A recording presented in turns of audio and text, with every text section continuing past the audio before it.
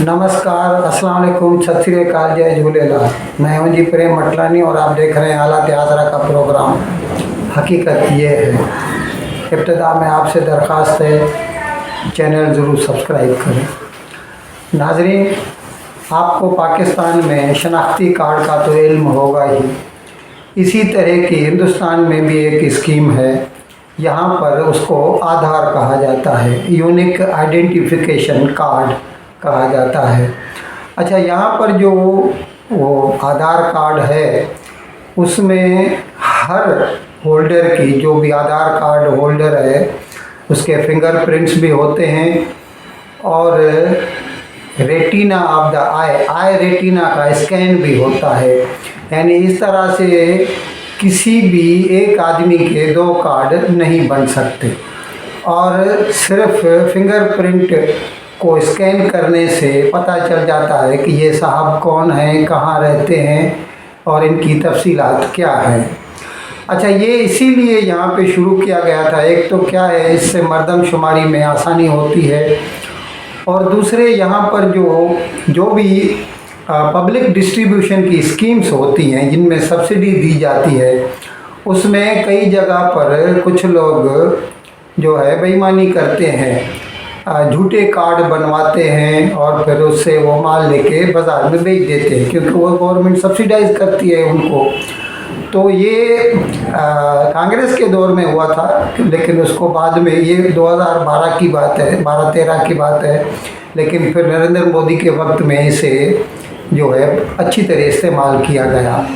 तो इससे क्या होता है कि जो चीज़ हमें सब्सिडाइज्ड मिलती है, यानी कम भाव में सरकार देती है हमें, तो सरकार वो चीज़ हमको कम भाव में नहीं देती है उसी भाव में जिस पे वो दूसरों को बेचती है। लेकिन उसका जो फ़र्क रहता है बाज़ार के भाव का और राशन वाले के भाव का, उतना पैसा वो जो कार्ड होल्डर होता है उसके बैंक खाते में सीधा जमा हो जाता है। इसको यहाँ पर कहा जाता है डायरेक्ट बैंक ट्रांसफ़र, डीबीटी।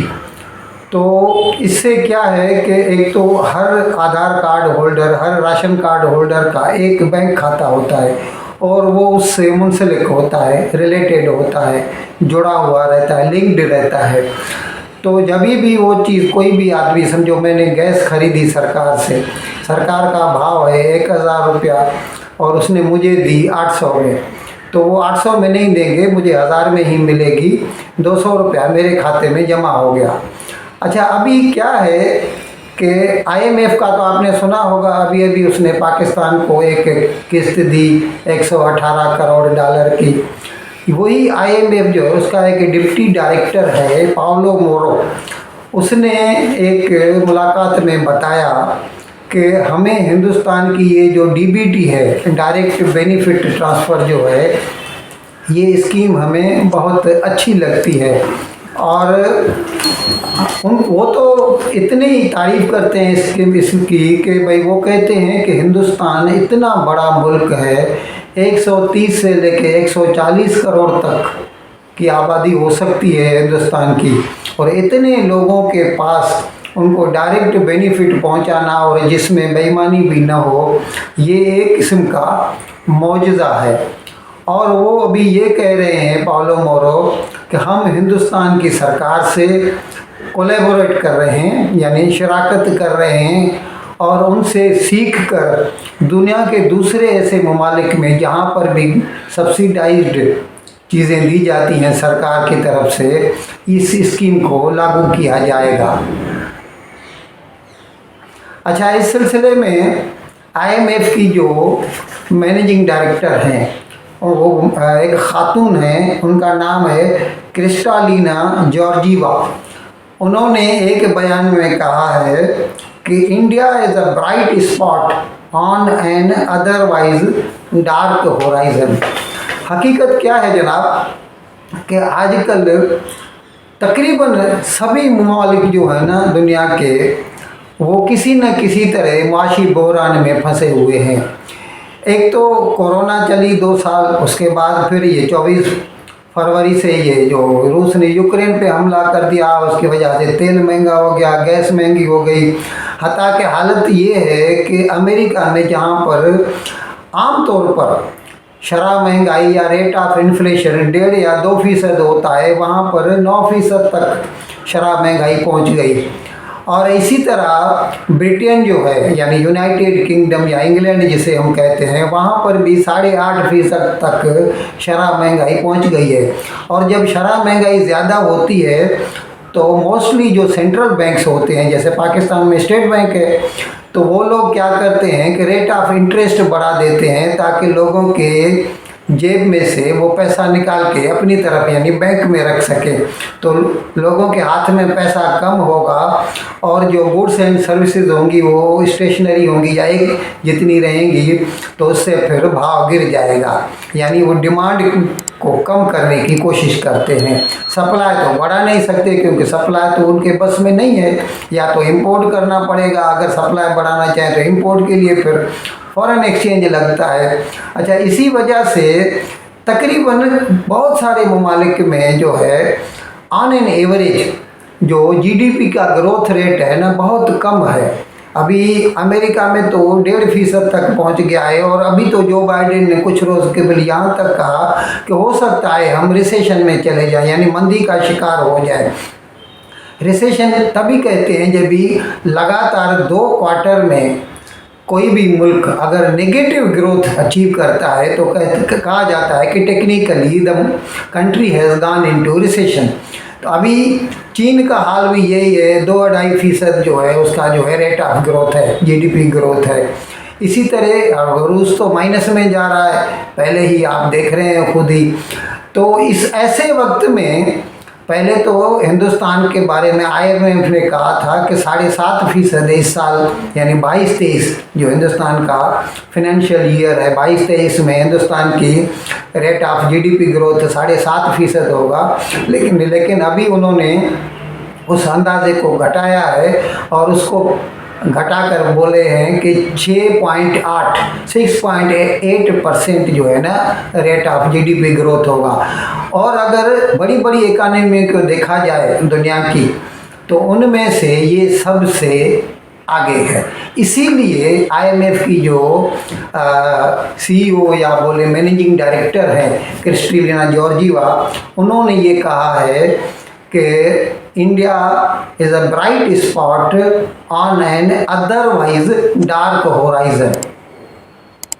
नाज़रीन, मोबाइल फ़ोन अभी हिंदुस्तान में बनते हैं, इंपोर्ट भी होते हैं, लेकिन ज़्यादातर यहाँ पर बनते भी हैं और यहाँ से बरामद भी किए जाते हैं। अभी जो आदाद व शुमार आए हैं उसके हिसाब से पता चला है कि कम से कम हर महीने 100 करोड़ हिंदुस्तान से मोबाइल फ़ोन एक्सपोर्ट किए जाते हैं। अभी जो तिमाही गुजरी यानी जुलाई, अगस्त, सितंबर जो लास्ट क्वार्टर जो गुजरा उसमें 4.2 बिलियन डॉलर की जो है ना मोबाइल फ़ोन यहाँ से एक्सपोर्ट किए गए। तो इसीलिए हम यकीन से कह सकते हैं या कॉन्फिडेंस से कह सकते हैं कि कम से कम $1.25 बिलियन की तो हर महीने यहाँ से मोबाइल फ़ोन एक्सपोर्ट होते ही रहते हैं। इसकी एक वजह ये भी है कि सरकार ने एक स्कीम चालू की थी, प्रोडक्शन लिंक्ड इंसेंटिव, यानी जो कंपनी अपनी पैदावार बढ़ाएगी तो उसको उतना टैक्स में जो है रिलीफ दिया जाएगा। और इसकी वजह से उसको उसमें स्मार्टफोन मतलब मोबाइल फ़ोन भी आ जाते हैं। तो उसकी वजह से अभी एप्पल के iPhone 14 भी यहाँ पर बनता है और सैमसंग के गैलेक्सी 1.5 लाख रुपए वाले फ़ोन भी यहाँ पर बनते हैं। और जो सस्ते होते हैं 10,000 वाले वो भी बनते हैं, हर किस्म के बनते हैं। न सिर्फ हम इस्तेमाल करते हैं बल्कि यहाँ से बरामद भी किए जाते हैं। इसी तरह नाजरीन, हिंदुस्तान में मोटर गाड़ियाँ जो है ना वो भी आजकल बहुत बेची जा रही हैं। और अभी जो आदाद व शुमार आए हैं उसके हिसाब से एक महीने में छोटी गाड़ियाँ जो है 1,60,212 गाड़ियाँ बिकी। यहाँ पर सितंबर के महीने में। और अगर इसके साथ हम बड़ी गाड़ियाँ यानी ट्रक बस वगैरह मिला दें तो इसका नंबर पहुँच जाता है एक महीने में 3,42,000 गाड़ियाँ हो जाता है। इतना तो हिंदुस्तान में गाड़ियाँ एक महीने में बनती तो ज़्यादा है, बिक जाती हैं मतलब। और इसी तरह जो लास्ट क्वार्टर यानी जुलाई से अगस्त तक सितंबर तक था, उसमें हिंदुस्तान ने 10,26,309 गाड़ियाँ बेची। नाजरीन, हमने आपको बताया था कि वो जो पीटीआई के लोग जैसे आज़म स्वाति को गिरफ़्तार किया गया है, कुछ दूसरे लोगों को फॉरेन फंडिंग के केस में भी गिरफ़्तार किया गया है। तो ये तो एक टग ऑफ वार चल रहा है। सेंट्रल गवर्नमेंट जो पीडीएम की है या नून लीग और उसके दोस्तों की है, और पीटीआई की है जैसे लाहौर में पंजाब में या खैबर पख्तूनख्वा में है। तो अभी जैसे वो पीटीआई के लोगों को गिरफ़्तार कर रहे हैं, तो पंजाब वाले जो है उन्होंने फिर क्या किया कि एंटी करप्शन एस्टेब्लिशमेंट में जो मरकज़ी वज़ीर दाखिला है राना सनाउल्लाह, उसके ख़िलाफ़ एफआईआर फाइल कर दी और फिर उसे गिरफ़्तार करने इस्लामाबाद पहुंच गए। एक वारंट भी निकाल लिया उसके अरेस्ट का, लेकिन वो तो गिरफ़्तार होने को थे नहीं। 2 मरतबा उन्होंने कोशिश की लेकिन वो नाकाम रहे। अभी ये खबर आई है कि लाहौर हाई कोर्ट की जो पिंडी की बेंच है, वहाँ से वज़ीर दाखिला राना सनाउल्लाह ने जो है दरख्वास्त देकर उसके ख़िलाफ़ जो अरेस्ट वारंट निकाला है जो मजिस्ट्रेट का, जूनियर मजिस्ट्रेट से, उसको उसके ऊपर स्टे ले लिया है। इसके साथ लाहौर हाई कोर्ट की जो पिंडी बेंच है, उन्होंने एस वालों को और पंजाब पुलिस को कहा है कि जो भी कागजात हैं, पुलिस पेपर्स हैं, वो सभी 17 अक्टूबर को पेश किए जाएं ताकि वो इस सिलसिले में आगे बढ़ सके। नाजरीन, बलूचिस्तान में वो जो आज़ादी के मतवाले कह लीजिए या पाकिस्तान सरकार की तरफ से देखेंगे तो वो बोलेंगे ये तो दहशतगर्द हैं।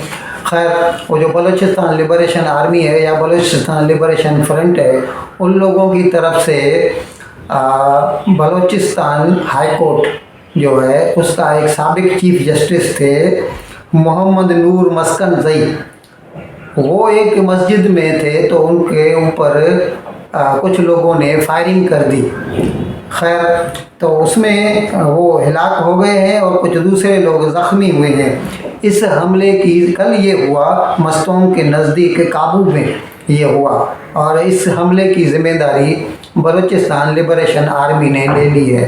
तो इतना तो हम यकीन से कह सकते हैं कि एवरीथिंग इज़ नॉट राइट इन बलूचिस्तान। बलूचिस्तान जो है वो अंदर ही अंदर सुलग रहा है और किसी भी वक्त एक आतिशफ़शा पहाड़ की तरह फट सकता है। इन अल्फाज के साथ मैं आज का प्रोग्राम ख़त्म करने की आपसे इजाज़त चाहता हूँ, लेकिन विदाई लेने से पहले एक मरतबा फिर आपसे मेरी दरख्वास्त है कि जिस किसी साहब या साहिबा ने अब तक हमारे चैनल को सब्सक्राइब नहीं किया, हज़राए करम इसको जल्द से जल्द सब्सक्राइब करें, प्रोग्राम को लाइक करें, शेयर करें और घंटी का बटन दबाना न भूलें। बहुत बहुत शुक्रिया। खुदा हाफिज़।